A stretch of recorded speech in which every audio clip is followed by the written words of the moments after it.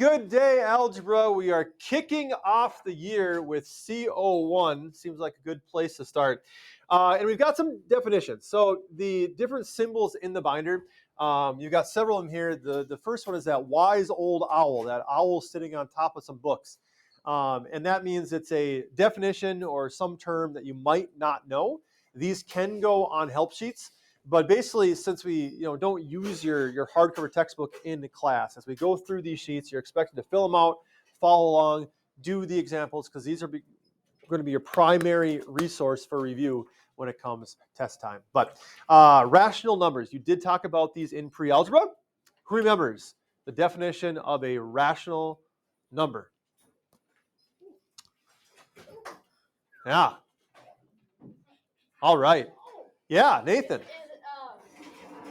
Is it a whole number? No. Well, yes, whole numbers are rational, but so a whole number is a positive non-decimal. Rationals are a little bit more broad than that. Edward? It can be negative. Okay. Paul?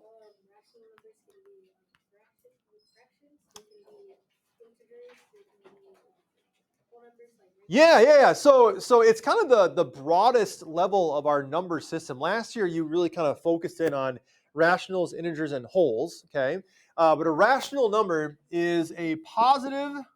Oh, I got to calibrate. Hold on. A positive. Everyone gets to see how good I am at this game. A positive or there it is. A positive or negative fraction or decimal that ends or repeats. I apologize in advance for my chicken scratch of writing. If you need me to repeat a word, I will gladly do it. But it is a positive or negative fraction or a decimal that ends or repeats. Okay, a positive or negative fraction or decimal that ends or repeats. And in math, what's the symbol that we use to show that a decimal is repeating? How would you know? Fultinsky. I think you put a line over it. Yeah, you put a little bar over it. So if we had something like 0.12 and the line was over the 12, this decimal is actually 0.12121212. It repeats itself, never ends. Okay, but because it repeats, it's still going to be rational. Sometimes you'll only see the bar over something 0.34, and the bar is only over the 4. That means that only the 4 is going to repeat.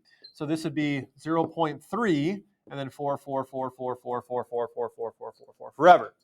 Yes? Would that count as a rational? It is. Any decimal that ends or repeats is rational. Okay? So irrational, kind of being the opposite of rational, what do you suppose an irrational number is going to be?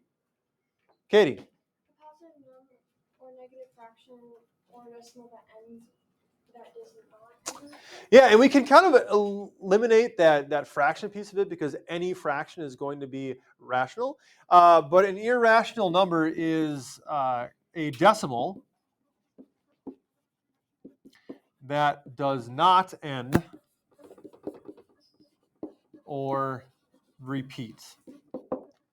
Any decimal that does not end or repeat.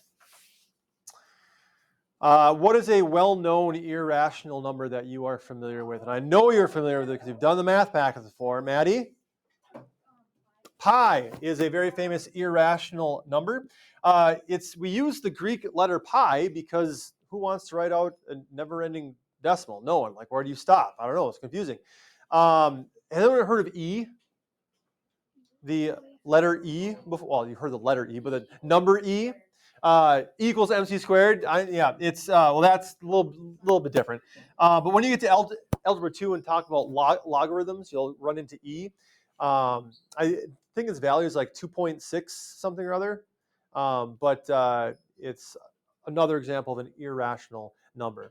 You might have a decimal that's rather lengthy, such as 0.5 5, 3, 1, 2, 8, 9, 0, 7, 4. There's no repetition to it. It does not end.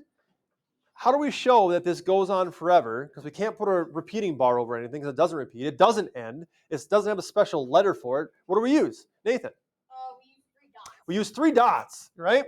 When you see these in writing, it means that like something else is coming. Like there's something more there. You know, like when your parents send you a text on Friday night and say, "Are you at so and so's house?" and you respond with, "Yes." ... Like, why are you asking? What's going on? Or no ... There's more to the story, right? And the same thing here. There's more to the decimal, but we're not going to write all of it. It means it does not end. Is an irrational number. Other examples of irrational numbers would be the root of a non-perfect square, such as the root of 50. Why is that a non-perfect square? Perfect squares, non-perfect squares, you may have run into these before. Colin, what about the root of 50 is non-perfect square? Because it doesn't have a factor that can multiply by itself. Right. A perfect square is a number that can be reached by multiplying something times itself. Okay, give me an example of a perfect square. Nathan. 25. The root of 25 is what? 5. And where the phrase perfect square comes from is with a perfect square such as 25, you can draw a square with an area of 25, and what do we know the side lengths are going to be? All 5, right? Those side lengths make a perfect square with an area of 25. You cannot make a square with an area of 50. It's not a perfect square. We can make a rectangle of 5 and 10. We can make a rectangle of 2 and 25, 1 and 50, but we can't get something times itself. Okay. Who's got the recommended calculator for this course? Nick, can you hold yours up, please?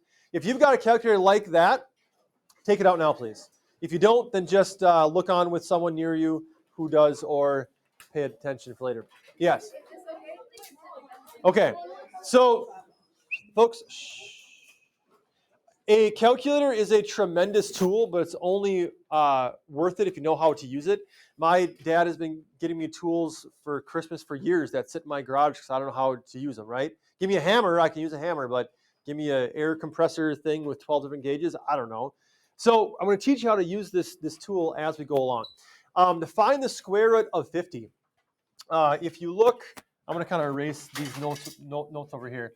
If you look near the 7 key, kind of up and to the left of it, you'll see the x squared button.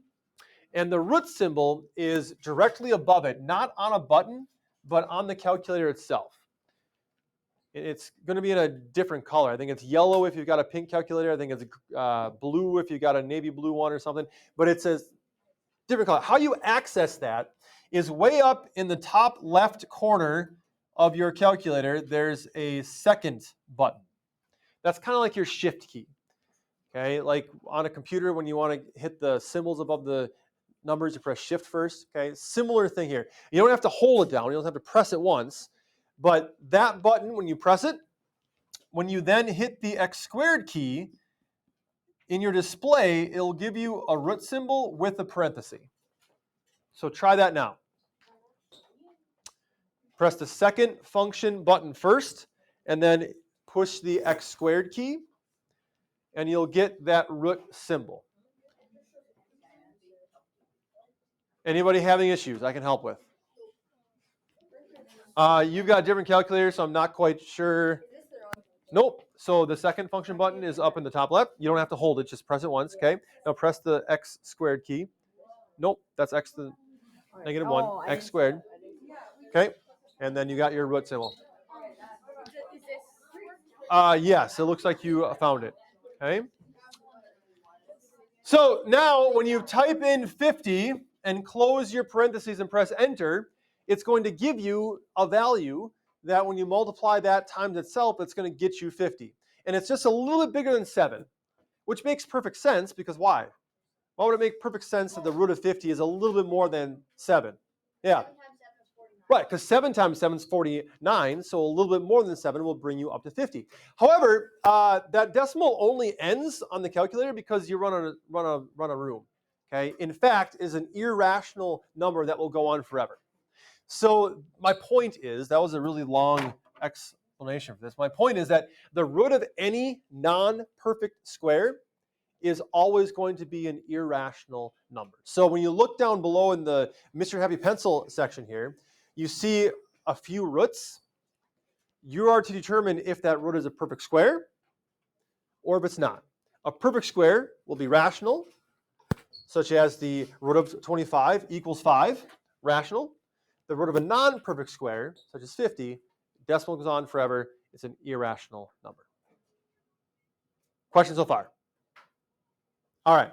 There are your definitions. That's the gist of the lesson.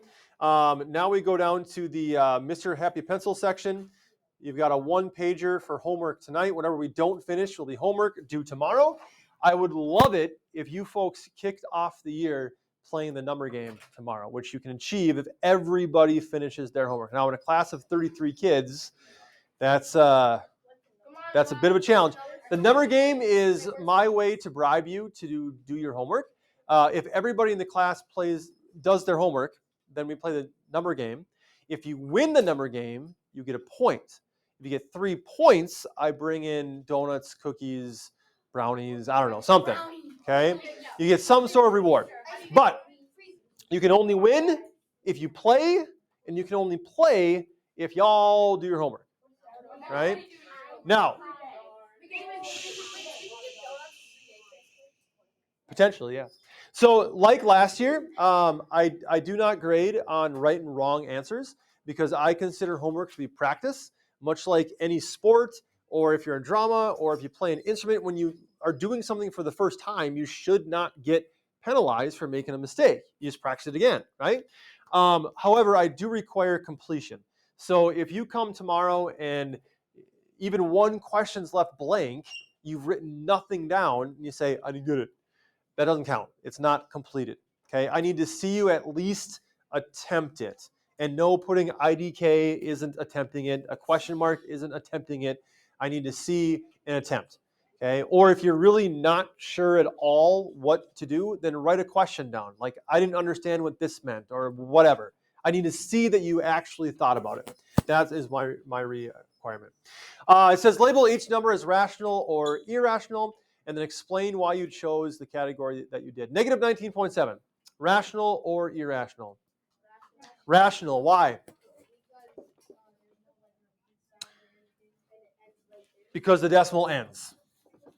Okay, a rational number is a decimal that ends or repeats. This one ends, and so it is rational. The root of 36, here we've got our first root. Is it a perfect square? What is the root of 36? It equals 6. And because it equals 6, it is a rational number.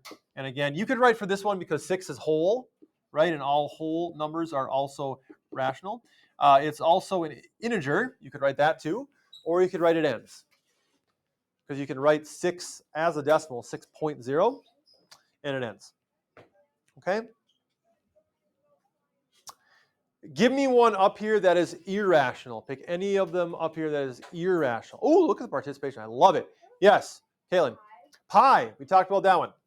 Okay, this is irrational because it doesn't end. That decimal goes on forever and ever and ever and ever and ever and ever and ever and ever and ever. Okay. The section below, your directions are to answer each question. The first one says, write the value of 9 3 ways. I give you 4 options. You can pick 3 of these 4.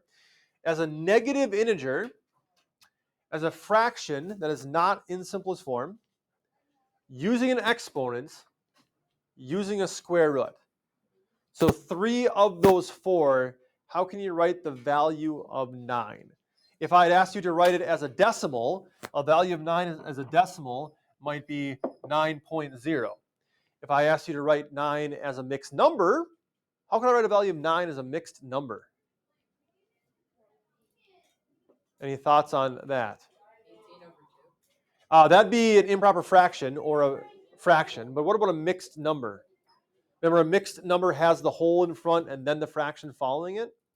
Colin? 9 and 0 halves. Right? You have 9 wholes and 0 halves. You just have nine wholes. What else? What's another option?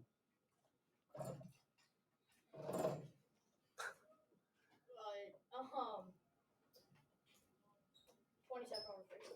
That would be an improper fraction or just a fraction. A mixed number has that whole out in front. That's what makes it mixed, right? It's a whole and then a fraction. Paisley? So that would be using a root symbol, right? I don't want to give too many answers away. That's why I'm picking one that's not listed here. I mean, you are right. That does have a value of 9. But as a mixed number, 8 and 2 halves, right? Because 2 halves make another whole. I've got 8 wholes plus 1 more would give me a total of 9. My point is there's lots of different ways to write 9, okay? We've got a decimal. We've got 2 examples of mixed numbers. I would like you to figure it out using 3 of those other 4 ways. In our number system, are there more rational numbers or more irrational numbers? Explain your answer to that one. And then for review, describe a whole number and an integer. If you do not remember that from last year, you can either check last year's binder because obviously nobody threw those away over the summer, right? Yeah. Or you could use the Google for that one, okay? Questions, comments, concerns, complaints, compliments, congratulations, or criticisms? This page is homework for tomorrow. I will check it in at the beginning of class. My outro for my videos, I say, that's how you math. You, with gusto, respond, don't forget to like and subscribe. Okay, so we're going to do a practice run first, and then we're going to let it shine. So, that's how you math. That was good, but remember, with gusto, okay? That's how you math. Don't forget to like and subscribe. That was fantastic.